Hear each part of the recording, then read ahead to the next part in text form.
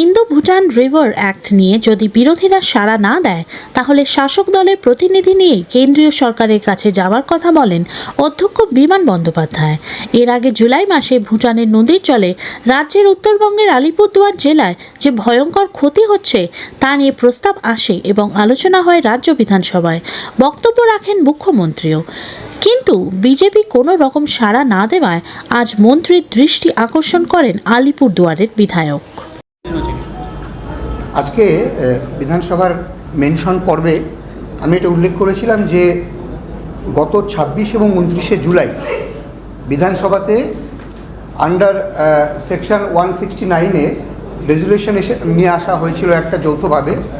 সেখানে গোটা বাংলার নদী ভাঙন পরিস্থিতি, বন্যা নিয়ন্ত্রণ এবং সেই সঙ্গে উত্তরবঙ্গের নদী ভাঙন নিয়ে একটা প্রস্তাব নিয়ে আসা হয়েছিল। সেই প্রস্তাবের উপর 26 এবং 29 তারিখে দুদিন এই বিধানসভায় বক্তব্য রাখা হয়েছিল এবং আপনারা অনেকেই মনে থাকবে যে 26 তারিখ এই নিয়ে বিরোধী পক্ষের দুজন বক্তা বক্তব্য রাখলেও তারা 29 তারিখ ওয়াক আউট করে চলে যায়। এবার 29 তারিখ এই সদনে বক্তব্য রাখেন মাননীয় মুখ্যমন্ত্রী মমতা বন্দ্যোপাধ্যায়। তার একদিন আগেই তিনি দিল্লিতে গিয়ে নীতি আয়োগের বৈঠকে খুব অল্প সময়ের মধ্যে তাকে যেভাবে বলতে দেওয়া হয়নি তার প্রতিবাদ জানিয়ে তিনি সেই সময়েতেও উত্তরবঙ্গের নদী ভাঙন পরিস্থিতি এবং বন্যা নিয়ন্ত্রণের ক্ষেত্রে ভারত ভুটান যৌথ নদী কমিশনের বিষয়টি তিনি উল্লেখ করে এসেছিলেন এবং তারপর এই মহতী বিধানসভায় তিনি এই নিয়ে বিস্তারিত বলেছিলেন।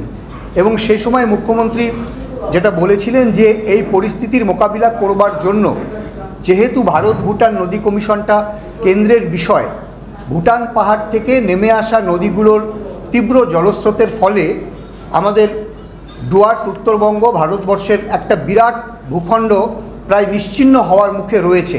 ফলে এক্ষেত্রে এই নদীর বিষয়টি নিয়ে কেন্দ্রীয় সরকারের সঙ্গে আলোচনা করবার জন্য যদি বিধানসভা থেকে একটি সর্বদলীয় প্রতিনিধি দল যায় তাহলে এটা একটা অত্যন্ত গুরুত্বপূর্ণ কাজ হবে। কিন্তু দুর্ভাগ্যের বিষয় যে জুলাই মাসের পর এতগুলো মাস অতিক্রান্ত হয়ে যাওয়ার পরেও বিরোধী পক্ষে থেকে কোনো রকম সদিচ্ছা আমরা দেখতে পাইনি এবং এখনও আজকে এই মুহূর্তে কিন্তু উত্তরবঙ্গের চা বাগান, কৃষি জমি এবং একই সঙ্গে বসতবাড়ি সব এই নদীগ্রাস নদী ভাঙনে তার কবলে পড়েছে। আপনারা জানেন যে কিছুদিন আগেই যে 6টা বিধানসভা উপনির্বাচন হয়ে গেল তার মধ্যে মাদারিহাট ছিল।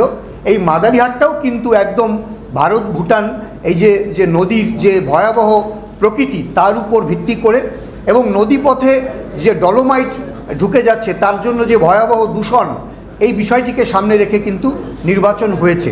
ফলে আজকে আমি আবারও মেনশন পর্বে উল্লেখ করেছিলাম যে এক্ষেত্রে তাহলে বিরোধী পক্ষরা যখন কোনো সদিচ্ছা দেখাচ্ছে না তাহলে উত্তরবঙ্গকে বাঁচাতে, উত্তরবঙ্গের চা বাগান জঙ্গলকে বাঁচাতে এই মুহূর্তে আমাদের কি করণীয়। আজকে অত্যন্ত গুরুত্বপূর্ণ যে আমাদের মাননীয় স্পিকার সাহেব তিনি বলেছেন পরিষদীয় দলনেতাকে যে বিরোধী পক্ষ যখন রাজি হচ্ছে না, সদিচ্ছা দেখাচ্ছে না, তাহলে নিশ্চিতভাবে তৃণমূলের পরিষদীয় দলের তরফ থেকেই আলোচনা করে এই নিয়ে দিল্লিতে কেন্দ্রীয় সরকারের কাছে দরবার করবার জন্য।